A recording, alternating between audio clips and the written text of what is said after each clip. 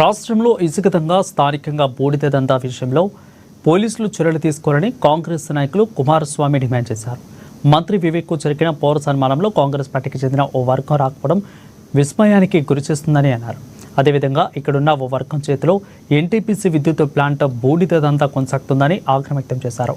వెంటనే బూడిద సరఫరా విషయంలో పరిసర గ్రామాలకు చెందిన యువతకు అవకాశం కల్పించాలని అన్నారు. అంతేకాకుండా మంత్రి వివేక్ వస్తే ఫ్లెక్సీలను తొలగించడం విడ్డూరంగా ఉందని కుమారస్వామి అసహనం వ్యక్తం చేశారు. ఎన్టీపీసీలో ఎవరికైతే బూడిద కాంట్రాక్ట్ వచ్చిందో వాళ్ళందరూ కూడా యథావిధిగా వాళ్ళు పనిచేసుకునే విధంగా ఎన్టీపీసీ యాజమాన్యం పనిచేయాలని మేము డిమాండ్ చేస్తున్నాం. అక్కడ ఏకఛత్రాధిపత్యం నడవడానికి వీల్లేదు.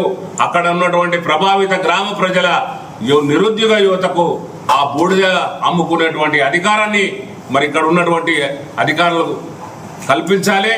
ఎన్టీపీసీ యాజమాన్యం దానికి తక్షణమే సరైనటువంటి చర్యలు తీసుకోకపోతే మేము దీన్ని తప్పకుండా న్యాయస్థానంలో పోరాటం చేస్తాం.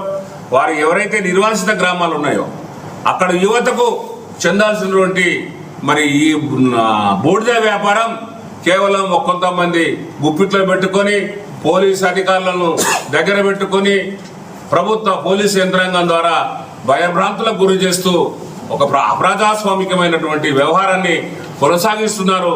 దాన్ని మేము తీవ్రంగా వ్యతిరేకిస్తున్నాం. ఈ యొక్క చీకటి వ్యాపారాన్ని బట్టబయలు చేయాలి. రాష్ట్ర ప్రభుత్వం వెంటనే దీనిపైన కేంద్ర రాష్ట్ర ప్రభుత్వ విజిలెన్స్ సంస్థలు మరి నిఘా సంస్థలు ఏం చేస్తున్నాయని కూడా నేను ఈ ప్రభుత్వాన్ని మన నిఘా సంస్థలను అడుగుతున్నాం. మీ ద్వారా తప్పకుండా ఇలాంటి అక్రమాలకు ఎవరు పాల్పడ్డా మేము చెప్తున్నాం వారం రోజుల్లో